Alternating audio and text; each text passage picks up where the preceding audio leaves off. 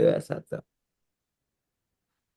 Oke, selamat pagi teman-teman sekalian. Pada hari ini karena eh, Prof tidak bisa menghadiri kuliah pada hari ini, yang dimana hari ini adalah hari presentasi terkait dengan materi sejarah kedudukan fungsi ragam bahasa Indonesia.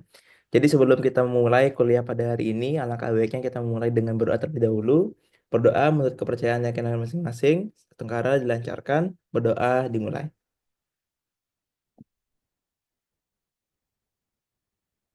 Berdoa dapat diakhiri.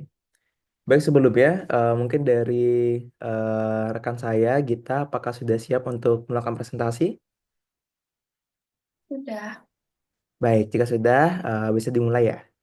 Silakan. Oke, terima kasih atas kesempatan yang telah diberikan. Selamat pagi teman-teman sekalian. Perkenalkan kembali, saya Wayan Gita Aprilia Putri dengan akhiran NIM 046. Pada kesempatan kali ini saya akan mempresentasikan terkait sejarah, kedudukan dan fungsi serta ragam bahasa Indonesia. Baik, yang pertama adalah terkait dengan latar belakang dari bahasa Indonesia itu sendiri. Sebagai bahasa nasional, bahasa Indonesia merupakan identitas nasional yang telah dituturkan oleh lebih dari 270 juta penduduk Indonesia. Berakar dari bahasa Melayu kuno, bahasa ini mengalami perjalanan yang panjang mulai dari era prasasti Kerajaan Sriwijaya hingga pengakuannya dalam Konstitusi Indonesia. Kemudian, dalam Sumpah Pemuda tahun 1928 merupakan suatu titik balik penting yang mengukuhkan bahasa Indonesia sebagai alat pemersatu nasional. Selanjutnya, di era globalisasi, muncul tantangan baru dalam penggunaan bahasa Indonesia seperti kurangnya kesadaran masyarakat dalam menjaga penggunaan bahasa yang sesuai kaidah. Oleh karena itu, penting untuk kita mempelajari bahasa Indonesia yang baik dan benar agar nantinya tidak terjadi kehilangan identitas terhadap bahasa Indonesia itu sendiri. Baik, seiringan dengan permasalahan atau tantangan yang muncul di era globalisasi ini, ada tiga rumusan masalah penting yang akan saya bahas pada presentasi kali ini. Yang pertama, tentunya adalah sejarah bahasa Indonesia itu sendiri. Kedua, ada kedudukan dan fungsi bahasa Indonesia. Dan yang ketiga, ada ragam bahasa Indonesia. Tujuannya juga selaras, yaitu untuk menjelaskan perkembangan, kemudian kebijakan terkait kedudukan, dan memetakan variasi dari setiap aspek. Manfaatnya juga tidak jauh, yaitu tentunya untuk menjadi dasar akademis dan juga menjadi dasar untuk kebijakan pelestarian bahasa dan mendorong pemanfaatan dalam pelestarian bahasa. Baik, sebelum berlanjut, ada beberapa teori yang harus kita pelajari terlebih dahulu terkait dengan perkembangan bahasa. Yang pertama adalah terkait dengan teori perkembangan bahasa, yang dalam konteks bahasa Indonesia, perkembangan bahasa dapat dijelaskan melalui model triaglosia atau model yang dimana ada tiga tingkatan bahasa yang berbeda dalam kehidupan sehari-hari. Yang pertama dalam konteks bahasa Indonesia itu ada triaglosia kolonial, di mana ini berlaku di tahun 1864 sampai 1928.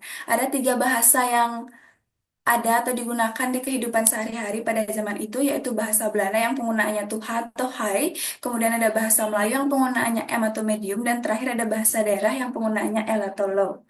Ketiga bahasa ini digunakan di zaman itu, tapi tingkatannya itu berbeda. Jadi misalnya bahasa Melayu itu digunakan sebagai bahasa komunikasi di pelabuhan atau di tempat-tempat penting, tetapi dalam urusan pemerintahan, masyarakat harus menggunakan bahasa Belanda.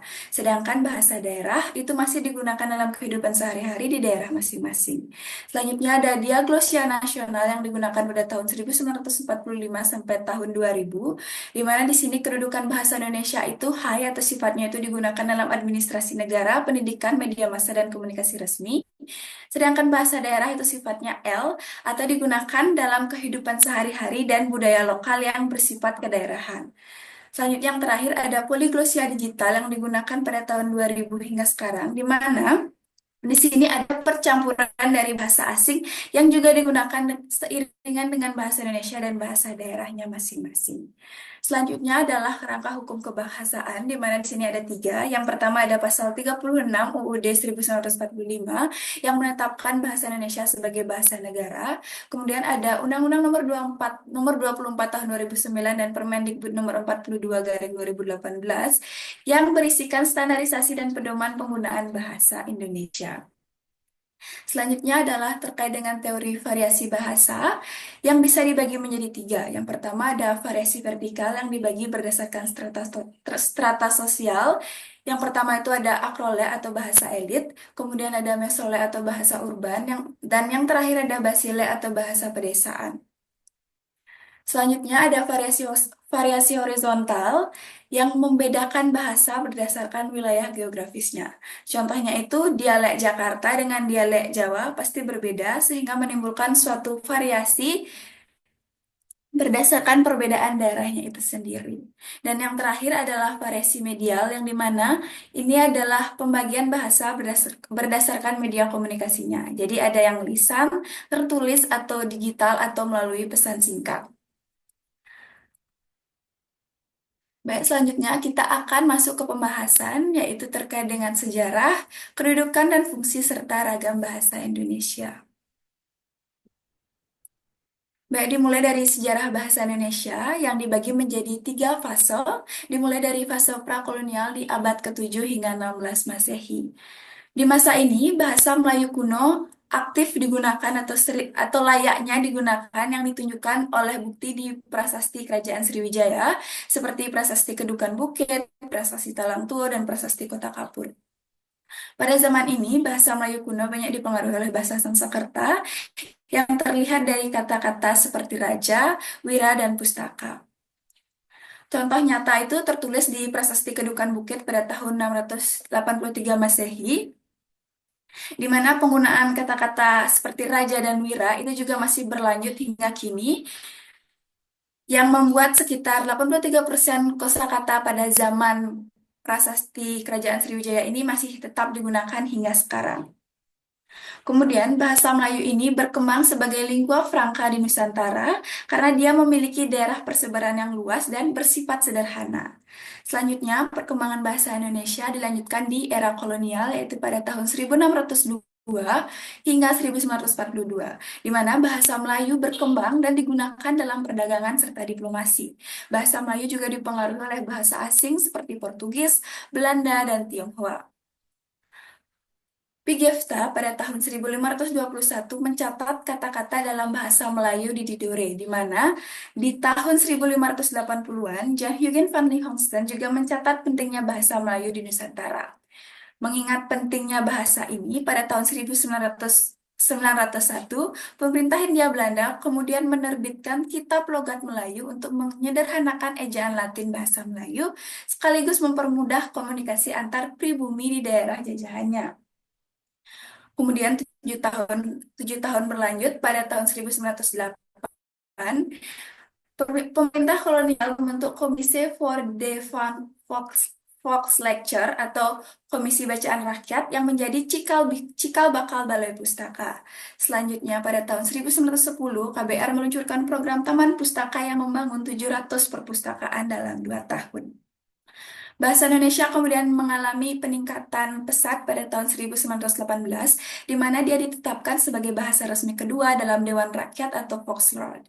Pada tahun 1927, Djajah Datuk Kayu berpidato dalam bahasa Indonesia dalam Dewan Rakyat, yang selanjutnya dalam Sumpah Pemuda tahun 1928, bahasa Indonesia digunakan sebagai bahasa persatuan.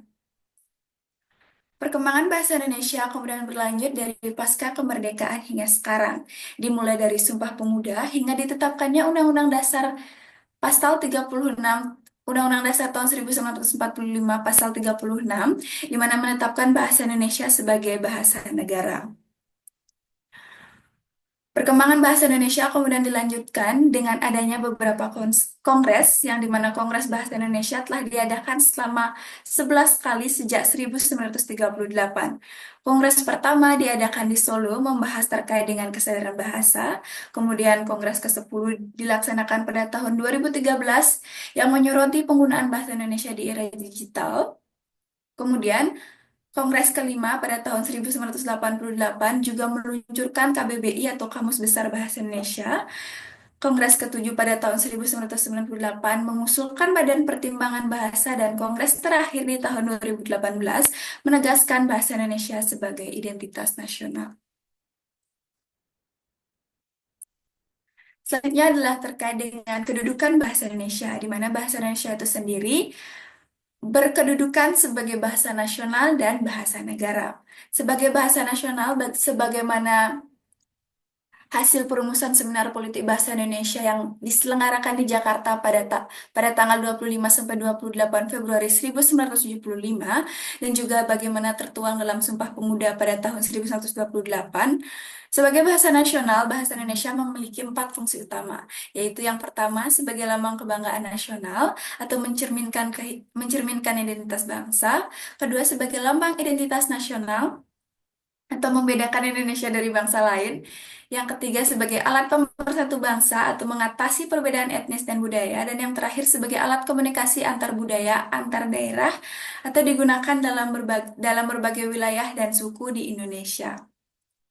Selanjutnya, bahasa Indonesia juga berkedudukan sebagai bahasa negara, sebagaimana dituliskan dalam Undang-Undang Dasar 1945 Pasal 36 dan juga Undang-Undang Nomor 24 Tahun 2009.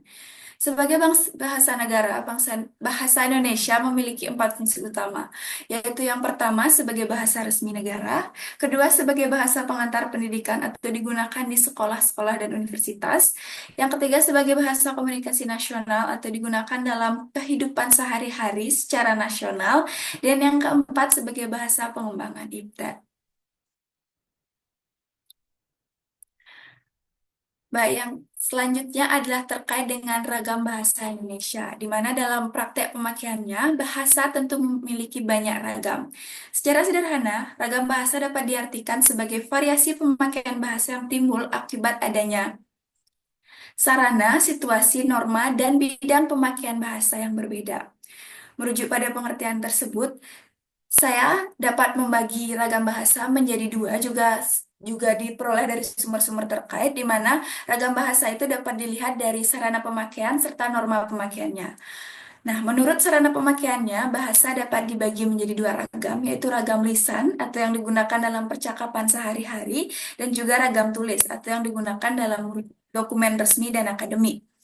Ragam bahasa lisan memiliki ciri khas seperti intonasi dan gerakan tubuh yang membantu dalam penyampaian pesan. Contoh ragam lisan itu dapat dilihat di wawancara, debat, dan juga ceramah. Kemudian, bahasa ragam tulis itu tidak bergantung pada waktu dan tempat, memerlukan pemilihan kata yang lebih cermat. Contohnya itu adalah dalam penulisan makalah, jurnal, serta undang-undang kenegaraan. Nah, selanjutnya, berdasarkan norma pemakaiannya, ragam bahasa itu juga dapat dibagi menjadi dua. Yang pertama ada ragam bahasa baku atau ragam bahasa yang digunakan sesuai kaidah tata kebahasaan yang berlaku, baik dari segi ejaan maupun struktur kebahasaan. Ragam bahasa baku juga sering kali disebut dengan ragam bahasa formal, di mana secara umum dia memiliki empat fungsi. Yang pertama sebagai pemersatu, yang kedua sebagai pemberi kekhasan, yang keempat sebagai pemberi kewibawaan, dan yang terakhir sebagai kerangka acuan. Selanjutnya adalah ragam bahasa tidak baku atau ragam bahasa non-formal, di mana ragam ini menyimpang dari aturan baku dan lebih banyak digunakan dalam situasi tidak resmi atau dalam kehidupan sehari-hari. Bahas, da- Ragam bahasa baku itu tidak terkesan kaku dan lebih sering digunakan dalam komunikasi santai, contohnya itu antar teman atau di lingkungan kehidupan sehari-hari di pertemanan. Selanjutnya, ragam bahasa juga dipengaruhi oleh geografis dan sosial, di mana di sini ada tiga pengaruh geografis dan sosial yang ada dalam variasi bahasa. Yang pertama itu ada variasi fonologi, yang dimana variasi ini mempengaruhi logat dan aksen daerah. Misalnya itu ada perbedaan di antara logat Betawi, Medan, Jawa, Bali, dan berbagai daerah di Indonesia. Selanjutnya ada variasi leksikal atau variasi terkait dengan kosakata khas daerah. Contohnya itu adalah opo dalam bahasa Jawa untuk apa dalam bahasa nasional. Yang terakhir ada variasi sintaksis atau variasi terkait dengan struktur kalimat yang berbeda. Contohnya, dalam dialek Batak itu menggunakan pola verba akhir yang berbeda dengan bahasa-bahasa daerah lainnya yang ada di Indonesia dan juga berbeda dengan bahasa Indonesia itu sendiri sebagai bahasa nasional. Nah, keberagaman ini mencerminkan luasnya cakupan penggunaan bahasa Indonesia dalam berbagai aspek kehidupan, di mana setiap bidang memiliki karakteristik yang membedakannya dari bidang lainnya. Baik, mungkin sekian presentasi saya terkait dengan sejarah, kedudukan, dan fungsi serta ragam bahasa Indonesia. Selanjutnya, kita akan beralih ke sesi diskusi. Mungkin dari teman-teman yang ada pertanyaan atau masukan, silahkan ditanyakan.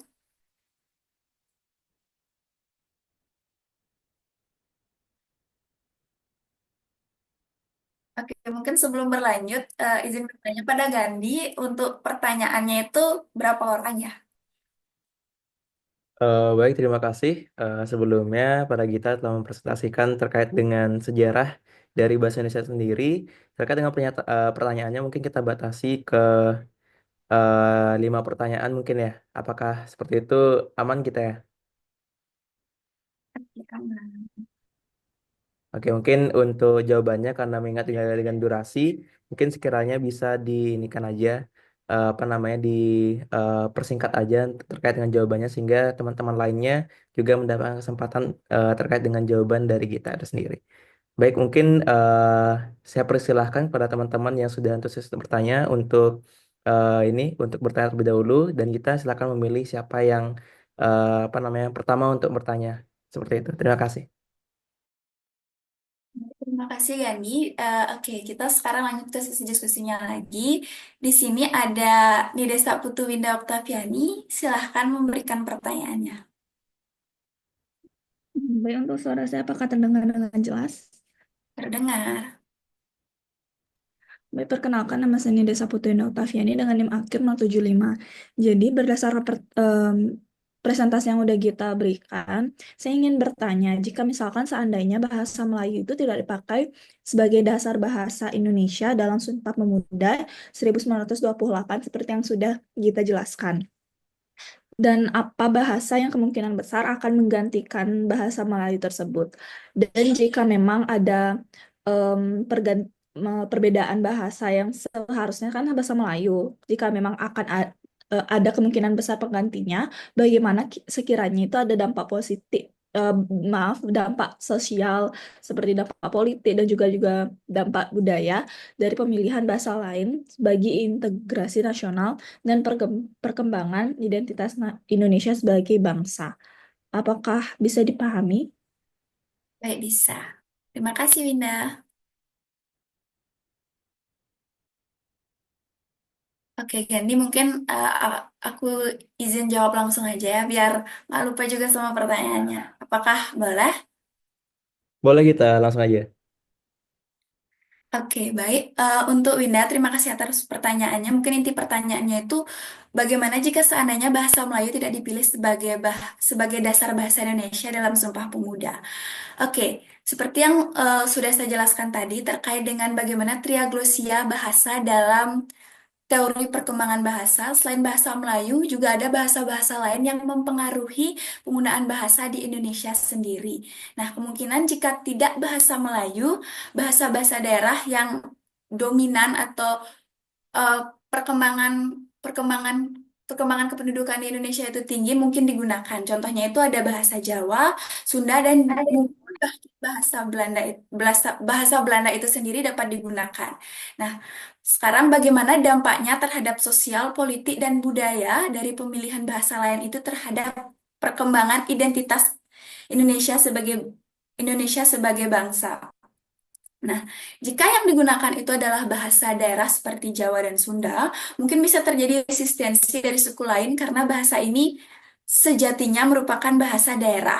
Sedangkan jika penggunaan bahasa Belanda itu digunakan, bahasa ini bahasa ini mungkin akan lebih condong ke arah identitas dari kolonial yang mungkin akan menghilangkan semangat persatuan. Oleh karena itu, pada zaman kolonial dan juga pada zaman Sumpah Pemuda itu bahasa Melayu lebih diunggulkan atau lebih ditujukan untuk digunakan karena sifatnya sederhana dan juga dia itu sudah sebagai lingua franca yang mudah dipahami. Jadi mungkin saya tekankan kembali lagi sekali lagi terkait dengan bahasa lain yang mungkin akan digunakan itu adalah bahasa-bahasa daerah seperti Jawa dan Sunda, bahkan juga bahasa pemerintah kolonial seperti bahasa Belanda. Dan bagaimana dampaknya terhadap sosial politik serta budaya dari pemilihan bahasa lain terhadap integrasi nasional, mungkin pemilihan bahasa ini akan menimbulkan suatu resistensi atau menimbulkan suatu semangat kemerdekaan yang masih bersifat kedaerahan dan tidak memunculkan suatu semangat persatuan memunculkan suatu semangat persatuan hingga saat ini atau mungkin menimbulkan Sumpah Pemuda itu sendiri. Jika kita ingat lagi, Sumpah Pemuda adalah suatu perkumpulan yang menyatukan perbedaan-perbedaan. Dan jika pada masa Sumpah Pemuda itu ternyata masih digunakan bahasa kedaerahan, mungkin sampai saat ini Sumpah Pemuda tidak akan membuahkan hasil yang signifikan. Mungkin sekian, apakah bisa diterima oleh Winda? Iya, bisa diterima. Terima kasih, Gita. Oke. Baik, untuk selanjutnya ada Putu Ayu Wisdia. Oke, baik. Apakah suara saya sudah terdengar? Sudah terdengar, terima kasih. Oke, baik. Pertanyaannya itu, bagaimana pandangan Anda terhadap bahasa daerah akibat munculnya bahasa Indonesia sebagai bahasa nasional yang dipergunakan oleh warga negara Indonesia? Dan apakah perkembangan bahasa Indonesia ini dapat menghambat perkembangan dari bahasa daerah itu sendiri? Sudah bisa dipahami? Sudah, terima kasih Putu Ayu. Oke, baik. Mungkin aku izin jawab langsung aja ya, kayak Winda tadi. Baik, pertanyaan Putu Ayu itu terkait dengan bagaimana pandangan saya terkait dengan bahasa daerah akibat munculnya bahasa Indonesia. Apakah bahasa Indonesia tersebut dapat menghambat perkembangan bahasa daerah itu sendiri? Oke, mungkin kembali lagi ke teori perkembangan bahasa di mana ada pertumpukan atau triaglosia dari bahasa. Jadi bahasa daerah tentu akan mempengaruhi bahasa nasional. Begitu juga sebaliknya bahasa nasional akan mempengaruhi bahasa daerah. Nah, munculnya bahasa Indonesia itu sendiri tentu membawa dampak besar sebagai bahasa nasional dan juga pada bahasa daerah. Kenapa? Karena bahasa bahasa Indonesia adalah bahasa nasional yang resmi digunakan dalam akademisi dan juga dalam dokumen-dokumen resmi, sehingga penggunaan bahasa daerah kadangkala bisa terbatas pada daerah-daerah itu sendiri. Nah, jika dibilang bahasa Indonesia menghambat perkembangan bahasa daerah, itu mungkin saja terjadi jika tidak ada kesadaran dari masyarakat-masyarakat lokal untuk menggunakan bahasa daerah dan melestarikan bahasa daerah. Oleh karena itu, disinilah diperlukan upaya untuk menjalankan pendidikan-pendidikan atau diwujudkan suatu kurikulum yang mungkin juga sudah berlangsung saat ini, yaitu kurikulum yang menjalankan atau mengajarkan pembelajaran bahasa daerah, sehingga bahasa daerah itu tidak hilang tetapi muncul dan berkembang seiringan dengan bahasa nasional bahasa Indonesia. Mungkin sekian, apakah bisa diterima? Aman dan sangat bisa diterima. Terima kasih. Oke, terima kasih. Oke, sekarang kita berlanjut ke pertanyaan ketiga. Mungkin untuk Bunga bisa dipaparkan pertanyaannya? Baik, terima kasih atas kesempatannya. Apakah suara saya bisa terdengar? Bisa. Baik, untuk pertanyaan dari saya, kan untuk era digital pada saat ini, penggunaan bahasa asing seperti bahasa Inggris dan bahasa lainnya itu, terutama pada media sosial, dunia akademik, itu kan semakin mendominasi uh, pada uh, akhir-akhir ini ya. Banyak juga generasi muda sering menggunakan istilah asing atau mencampurkan bahasa Indonesia dengan bahasa lain dalam percakapan mereka. Hal ini juga menimbulkan kekhawatiran terhadap kelestarian bahasa Indonesia sebagai salah satu identitas nasional. Jadi, menurut kita, bagaimana cara kita sebagai generasi muda untuk mempertahankan eksistensi dari bahasa Indonesia di era saat ini? Baik, terima kasih Bunga atas pertanyaannya. Mungkin aku izin jawab langsung juga terkait dengan bagaimana cara mempertahankan eksistensi di bahasa Indonesia di era digital. Oke, untuk mempertahankan eksistensi bahasa Indonesia, mungkin hal yang kita lakukan saat ini juga salah satu cara untuk mempertahankan eksistensinya dengan terus belajar dan memahami bagaimana sejarah, penggunaan, dan juga mengetahui ragam bahasa Indonesia yang baik dan benar. Oke, mungkin jika kita tinjau lebih ke ranah modern, mungkin untuk mempertahankan eksistensinya, kita harus meningkatkan daya tarik dari bahasa Indonesia itu sendiri. Contoh efektifnya itu adalah dengan menciptakan dan mengkonsumsi konten digital berbahasa Indonesia yang baik dan benar, seperti blog, podcast, video edukatif, serta karya tulis ilmiah. Diharapkan dengan pembuatan konten-konten kreatif seperti itu, banyak banyak masyarakat Indonesia yang akan mulai tertarik dan juga memahami terkait dengan bagaimana penggunaan bahasa Indonesia yang baik dan benar. Selain itu, masyarakat juga akan lebih terbiasa menggunakan bahasa Indonesia dan mendorong bahasa Indonesia agar tetap relevan di tengah derasnya arus globalisasi. Mungkin sekian saja, Bunga. Apakah bisa diterima? Baik, terima kasih Gita, sudah bisa diterima. Baik, terima kasih. Sekarang kita berlanjut ke pertanyaan keempat. Mungkin untuk Melda, bisa dipaparkan terkait pertanyaannya. Oke, sebelumnya aku izin open ya karena aku menggunakan internet sendiri. Takutnya dia nge-lag. Jadi pertanyaan aku itu berkaitan juga dengan pertanyaannya Bunga, sepertinya terkait dengan bahasa asing, penggunaan bahasa asing dan juga bahasa Indonesia. Nah, tapi di sini aku bedanya itu aku ingin mempertanyakan bahwasanya bagaimana sebenarnya cara efektif bagi generasi muda untuk bisa menyeimbangkan pelestarian bahasa daerah mereka sendiri, kemudian juga dapat menggunakan bahasa Indonesia dengan baik sekaligus juga mempelajari nih bahasa asing dengan maksimal untuk mengikuti persaingan yang secara internasional dan bahkan bahasa asing itu kan saat ini sudah menjadi standar yang biasa di kalangan masyarakat untuk bersaing. Jadi bagaimana sih cara generasi muda untuk dapat menyimpangkan tekanan dan unsur tersebut? Baik, mungkin dapat dipahami pertanyaannya kita? Pak Melda, terima kasih. Oke. Oke, aku izin jawab langsung juga terkait dengan bagaimana cara menyeimbangkan dari ketiga bahasa yang mungkin sudah berkembang saat ini. Ini kembali lagi ke teori perkembangan bahasa, bagaimana cara kita agar bisa menyeimbangkan ketiga bahasa itu.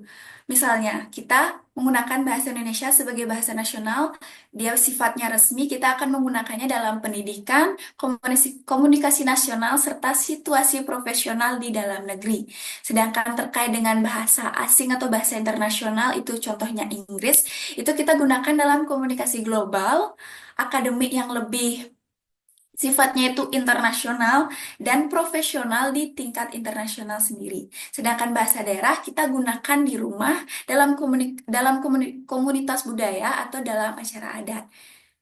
Dalam sejatinya, penggunaan dari ketiga bahasa ini tidak dapat dipisahkan satu sama lain. Sehingga ini kembali lagi ke kesadaran kita, bagaimana kita bisa menempatkan diri dan bagaimana kita bisa menggunakan ketiga bahasa itu sesuai dengan situasi yang relevan.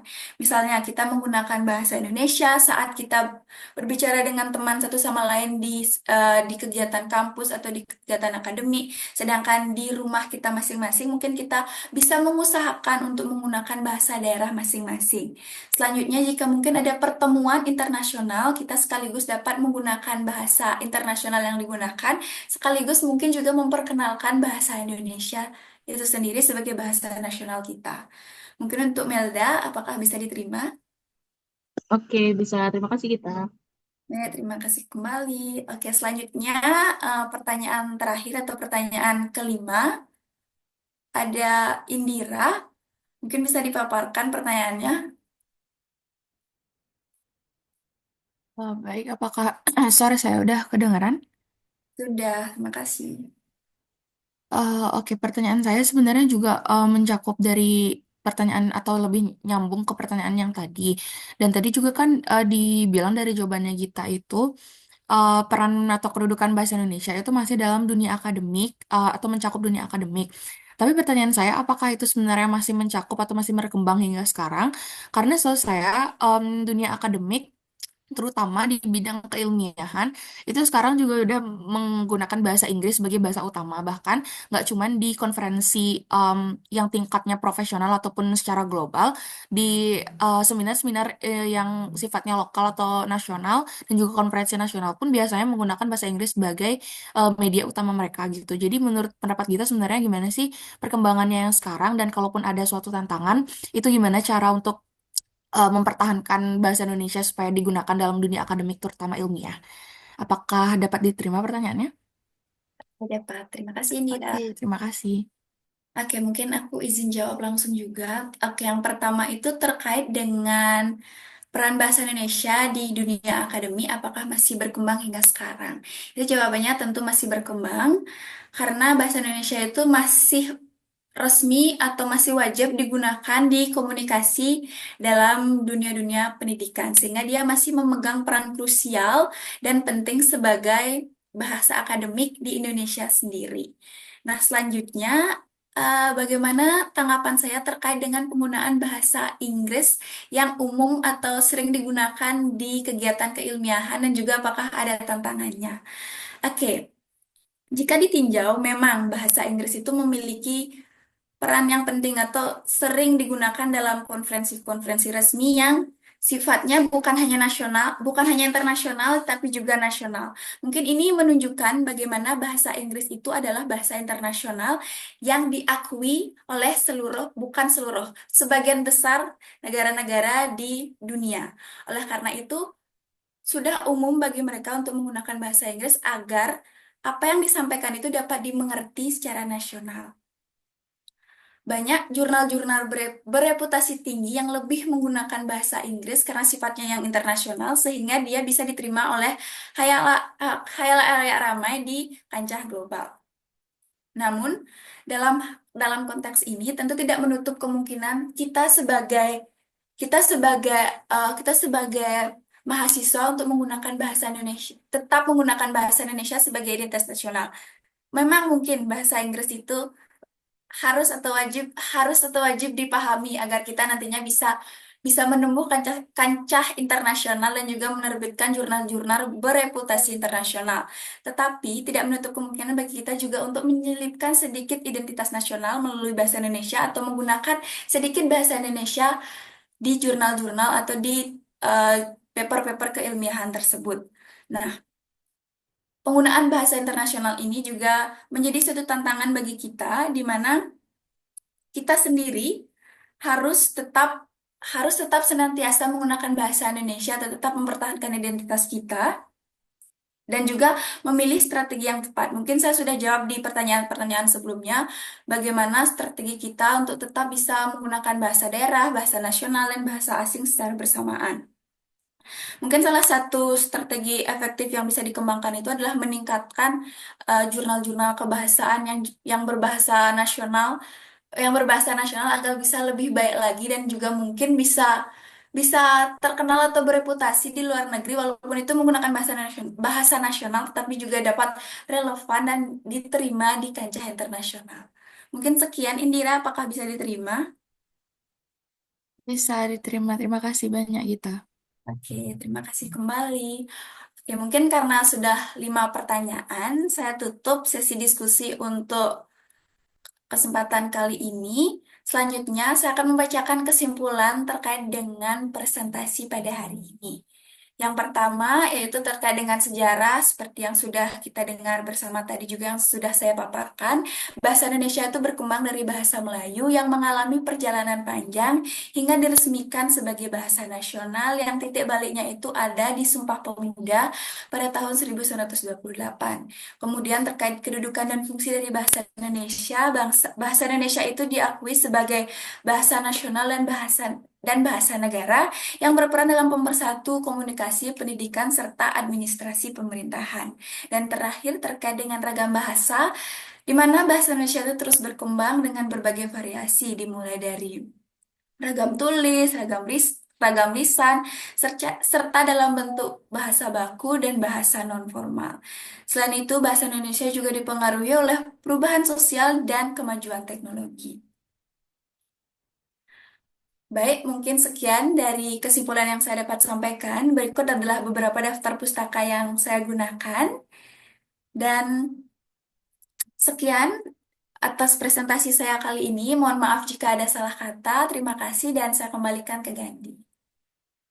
Baik, terima kasih Gita terkait dengan materi yang telah dipresentasikan. Sebelumnya juga terima kasih kepada teman-teman sekalian sudah antusias melaksanakan kita jawab pada hari ini dan juga kita bersama-sama mendapatkan manfaatnya yaitu menambah ilmu pengetahuan terkait dengan sejarah bahasa Indonesia itu sendiri.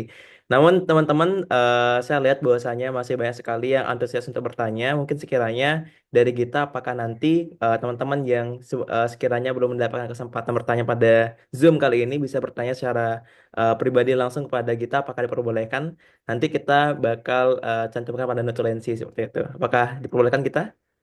Boleh. Oke, baik. Jadi agar semua pertanyaan dapat terserap dengan baik ya. Baik, mungkin sekiranya untuk kuliah pada hari ini sudah selesai. Namun karena kita buka dengan berdoa, kita juga akan tutup dengan berdoa. Teman-teman sekalian, kita berdoa terlebih dahulu untuk menutup kuliah pada hari ini. Berdoa menurut kepercayaan dan masing-masing. Berdoa dipersilahkan.